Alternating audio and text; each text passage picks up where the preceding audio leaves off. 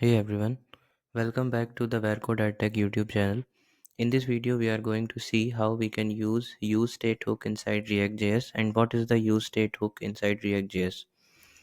Okay, so basically, what useState hook do inside React.js is whenever you want to create any element dynamic. For example, if you can see on my VS Code, I have this one written here, right? I have this one written here.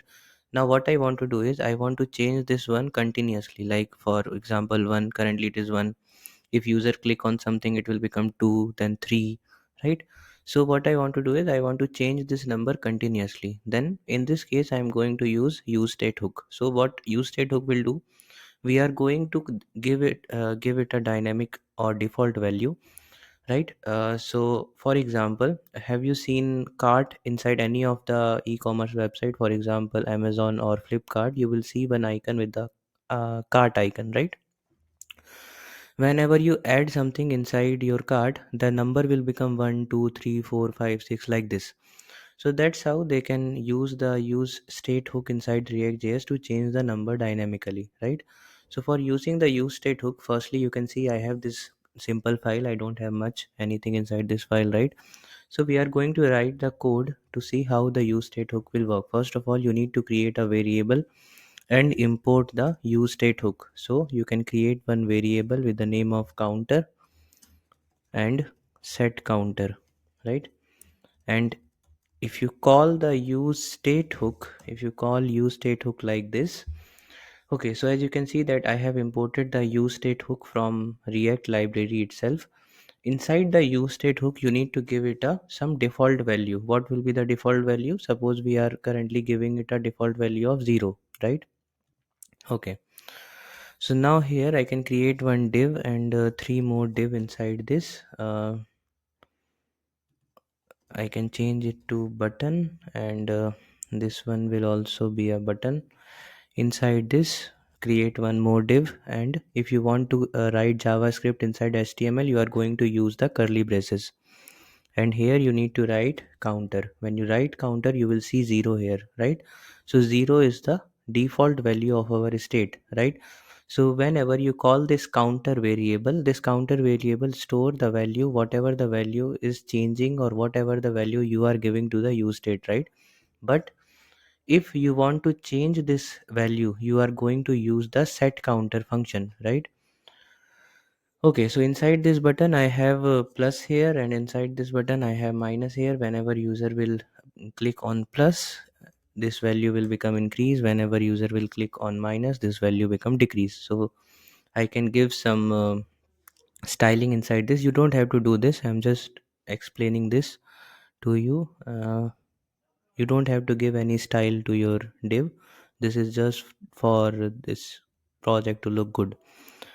Flags, and we can do gap of 5, right?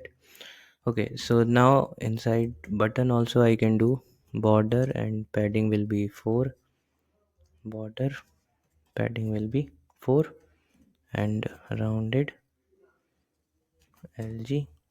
Okay, and same I need to do. Okay, one more property, text to excel. Yes, now it is looking fine. Now you can just copy this, paste it here, and you can also paste it here 0, and we can make it 3xl. Okay, so we don't need border here. Okay, and you can do flex item center. Okay, so what I'm going to do, when I'm clicking on this plus button, this 0 is going to be increased by 1, and when I'm going to click on this minus button, this 0 will be decreased by 1, right? For creating this, we have created a variable with the name of counter, which is acting as a use state, right? And we have stored a default value of 0 inside this counter. So if I change it to 3 also, it will become 3. If I change it to 4, it will become 4, right? It will be your default value. Okay, now what you can do, you can create one function here, const handle increase You can create one arrow function or traditional function. It is totally depend upon you. And here what I'm going to do is I'm going to call the set counter variable, right? So what we can call this set counter, and we can just do counter plus 1, right? And you can copy this function again, handle decrease. Now here counter -1, right? Whenever user will click on this button, the counter will be -1. Okay, so now what you can do, you can write one on click property on this button, and inside this button you can pass handle increase, and inside this button you can on click handle decrease, right? Okay, so that's how it is going to work. Whenever user will click on this button, this state will increase by 1, right? So let me check. So whenever I'm clicking on this button, my state is changing continuously, right? That's how we can use the use state hook. And if I click on the minus button, so my state is decreasing, right? And if I refresh this page, it will become 0 again, because you have given the 0 as a default value to your state, right? So whenever you want to make any value dynamic inside React.js, you want to change that value again and again and again, you are going to use the use state hook. And inside the use state hook, you are going to give some default value. Then after, you can call the function, and here you can see that I'm giving this counter variable, right? You can give any name to it. So you need to give two properties here. First of all, you need to give a variable inside which you are going to store your value. Then you are going to give a function. On when you call that function, that variable will be changed, right? So that's how use state hook work inside React.js.